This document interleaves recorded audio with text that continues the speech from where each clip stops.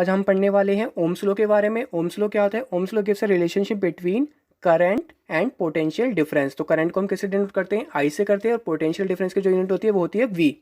ध्यान देना, इसको वी होती है, और इसको हम पी डी भी लिखते हैं। पी डी क्या है? हमारा पोटेंशियल डिफरेंस, शॉर्ट फॉर्म में लिखते हैं इसको। अब ध्यान देना, ये होता क्या है? Current flowing through a conductor is directly proportional to the potential difference. इसका मतलब क्या है? आई हमारा जो है डायरेक्टली प्रोपोर्शनल किसके है? वी के है। तो वी भी हमारा किसका होगा? डायरेक्टली प्रोपोर्शनल आई के हो सकता है। आई अगर डायरेक्टली प्रोपोर्शनल वी के, तो वी भी हमारा किसका? डायरेक्टली प्रोपोर्शनल टू आई है। और यहाँ पे अब डायरेक्टली प्रोपोर्शनल का साइन हटाना है, तो वहाँ पे हमारे एक कॉन्स्टेंट वैल्यू आएगी। देख लेते हैं वो क्या आएगी। V equal to R I आएगी। आर क्या है हमारा? आर हमारा है रेजिस्टेंस कॉन्स्टेंट। तो मैं यहाँ पे लिख लेता हूँ आर क्या है हमारा? Resistance constant. यहाँ सिर्फ मैं रेजिस्टेंस ही लिख देता हूँ। तो ध्यान रखना, आर जो हमारा निकला था वो क्या था? हमारा रेजिस्टेंस कांस्टेंट था। अब हम यहाँ पे देखते हैं रेजिस्टेंस का जो फॉर्मूला बनेगा वो क्या बनेगा? R equal to V upon I बनेगा। देखो यहाँ पे आर यहीं पे रहेगा, और वी यहाँ से, और ये आई यहाँ से निकल गया। ये हमारा क्या है? आर हमारे यहाँ पे है रेजिस्टेंस। आर क्या है हमारे यहाँ पे? रेजिस्टेंस है। ध्यान से लिखना है यहाँ पे, आर यहाँ पे रेजिस्टेंस है। वी हमारा क्या है यहाँ पे? पोटेंशियल डिफरेंस है, जिसको मैं शॉर्ट फॉर्म में पी डी लिख देता हूँ।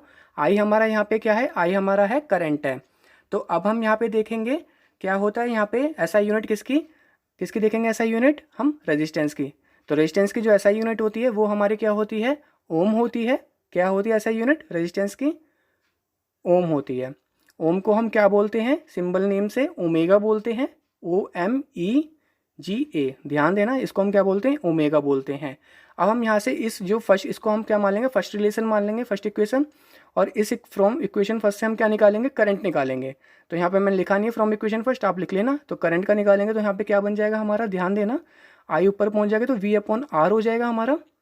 तो वी हमारा क्या? Potential difference. आर क्या? हमारा रेजिस्टेंस।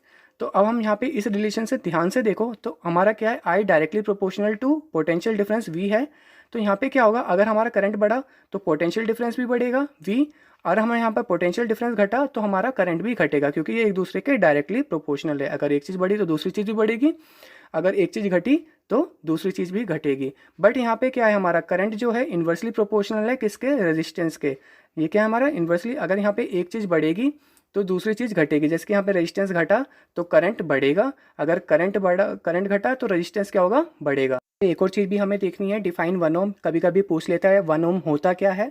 तो यहाँ पे मैं लिख लेता हूँ पहले डिफाइन 1 ओम। ओम को यहाँ पे शॉर्ट फॉर्म में लिख लेता हूँ, 1 ओम लिख लिया यहाँ पे। अब होता क्या है 1 ओम, देख लेते हैं। तो 1 ओम निकालने के लिए सबसे पहले हमें रेजिस्टेंस का फॉर्मूला लगाना पड़ेगा। रेजिस्टेंस का फॉर्मूला क्या है? R equal to V upon I. V upon I मतलब आर, पहले मैं लिख लेता हूँ उसको, R equal to V upon आई।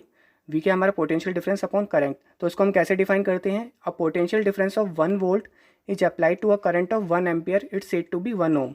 तो ध्यान से देखते हैं, पहले हम 1 ओम लेंगे यहाँ पे।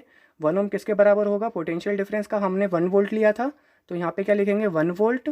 और करंट हमने क्या लिया था? 1 एम्पियर लिया था, तो यहाँ पे लिखेंगे 1 एम्पियर। तो ये ध्यान से करना, ये क्वेश्चन अब कभी कभी पूछ लेता है। ठीक है, अब हम बढ़ते हैं अपने नेक्स्ट पॉइंट की तरफ।